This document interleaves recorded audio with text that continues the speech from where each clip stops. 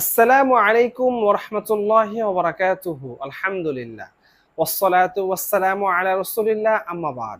সুপ্রিয় দর্শক শ্রোতা, হাদিসে বর্ণিত এমন কিছু আমল আছে যে আমলগুলি করলে আল্লাহ রাব্বুল আলামিন তার জন্য জান্নাতে প্রাসাদ নির্মাণ করবেন।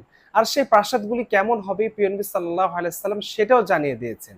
আসুন আমরা জেনে নিই সে আমলগুলি সম্পর্কে, যে আমলগুলি করলে আল্লাহ রাব্বুল আলামিন তার জন্য জান্নাতে প্রাসাদ নির্মাণ করবেন। তিরমিজি শরীফের 2527 নং হাদিসে হযরত আলী রাদিয়াল্লাহু তাআলা আনহু থেকে বর্ণিত, তিনি বলেন, প্রিয় নবী সাল্লাল্লাহু আলাইহি সাল্লাম বলেছেন, জান্নাতের প্রাসাদগুলি এমন হবে যে তার ভিতর থেকে বাইরের সবকিছু দেখা যাবে এবং বাইরে থেকে ভিতরের সবকিছু দেখা যাবে।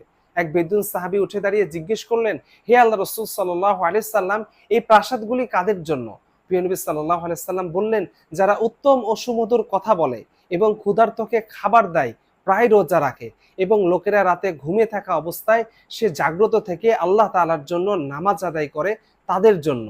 অর্থাৎ প্রিয় নবী সাল্লাল্লাহু আলাইহি সাল্লাম বলেছেন, যারা উত্তম ও সুমধুর কথা বলে এবং ক্ষুধার্তকে খাবার দেয়, প্রায় রোজা রাখে এবং লোকেরা রাতে ঘুমিয়ে থাকা অবস্থায় জাগ্রত থেকে আল্লাহ তাআলার জন্য যারা নামাজ আদায় করে, আল্লাহ রাব্বুল আলামিন তাদের জন্য জান্নাতে এমন সব প্রাসাদ নির্মাণ করেছেন যে প্রাসাদের ভিতর থেকে বাইরের দৃশ্য দেখা যাবে এবং বাইরে থেকে ভিতরের দৃশ্য দেখা যাবে।